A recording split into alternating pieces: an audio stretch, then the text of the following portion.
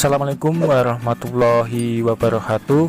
Berjumpa lagi di channel Gemak Wareng. Tentunya channel seputar informasi atau tips-tips seputar dunia perpuyuhan. Nah, saya ingatkan buat teman-teman yang lagi bergabung di channel ini, jangan lupa untuk like, share, dan subscribe, dan jangan lupa untuk nyalakan tombol loncengnya agar teman-teman tidak ketinggalan informasi-informasi terbaru dari channel kami. Oke, saya ucapkan terima kasih banyak buat teman-teman yang sudah subscribe.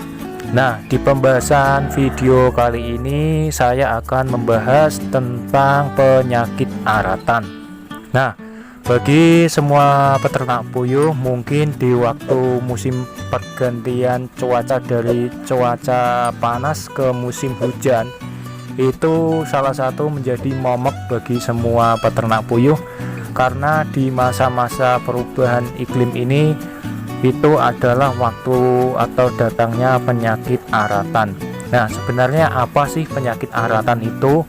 Nah, di sini saya akan sedikit ada penjelasan tentang penyakit aratan. Sebenarnya penyakit aratan itu adalah istilah untuk bahasa orang Jawa ya, atau yang orang Jawa sebut itu penyakit ketika ayam kampung tiba-tiba mati mendadak ataupun mati dalam jumlah yang waktu yang cepat. 1 atau 2 hari ayam kampung itu bisa mati semua. Nah, maka dari itu orang-orang kampung itu menyebutnya itu penyakit aratan. Perlu teman-teman ketahui, sebenarnya penyakit aratan itu disebabkan oleh penyakit ND atau tetelo, atau bisa juga dengan H5N1 atau disebut juga dengan flu burung. Penyakit aratan sendiri itu menyerang ketika kekebalan tubuh si puyuh ataupun ayam itu lemah ya. Jadi teman-teman perlu menjaga kekebalan tubuh si puyuh ataupun ayam teman-teman supaya tidak mudah terserang penyakit aratan.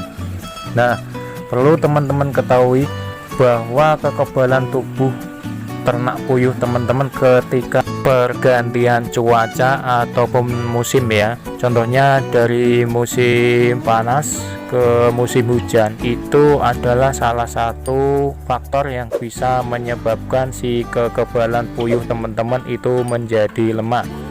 Maka dari itu, ketika di musim ini saya sarankan teman-teman itu memberikan vaksinasi yang diberikan selama sebelum datangnya musim pergantian cuaca seperti ini ya. Untuk vaksin sendiri teman-teman bisa memberikan vaksin ND ataupun tetelo. Nah, selain vaksin, teman-teman juga bisa memberikan probiotik ataupun obat-obat herbal lainnya, karena untuk vaksinasi sendiri itu tidak sepenuhnya menjamin puyuh teman-teman itu bisa terhindar ataupun bisa mencegah dari penyakit aratan, karena vaksinasi sendiri tidak 100% atau sepenuhnya bisa menjamin penyakit aratan itu sendiri. Untuk pemberian vaksin kepada ternak puyuh teman-teman sendiri itu bisa diberikan lewat air minum, jadi tidak perlu disuntikan ataupun yang lain.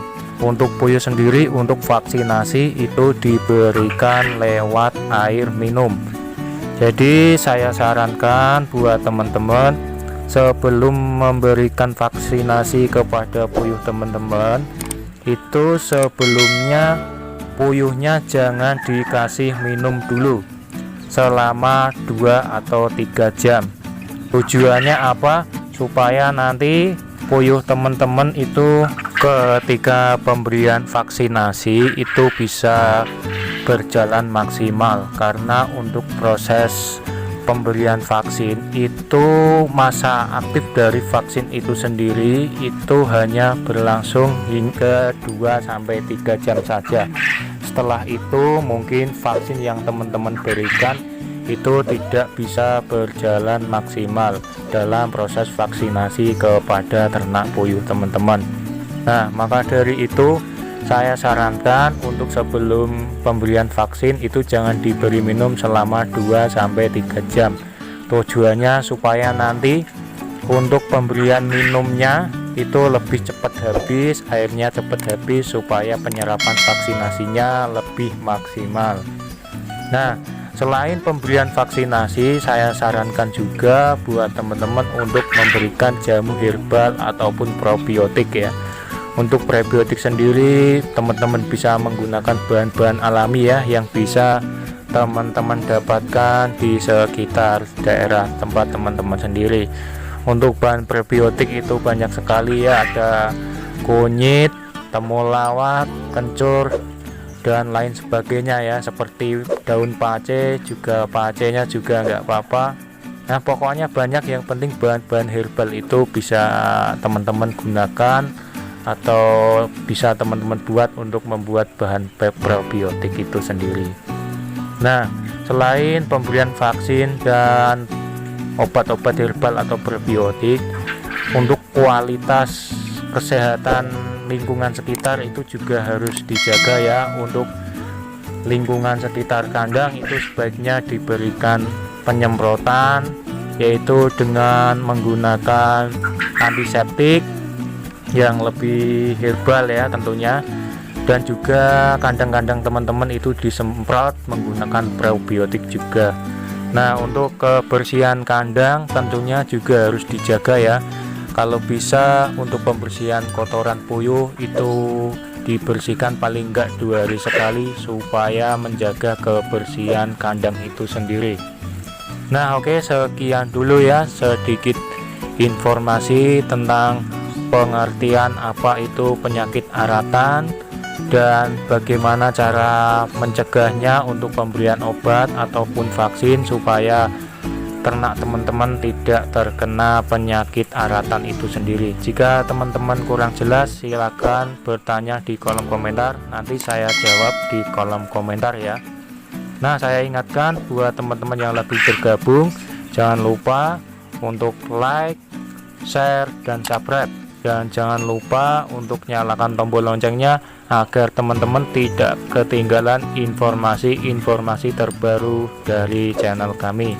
Nah, assalamualaikum warahmatullahi wabarakatuh.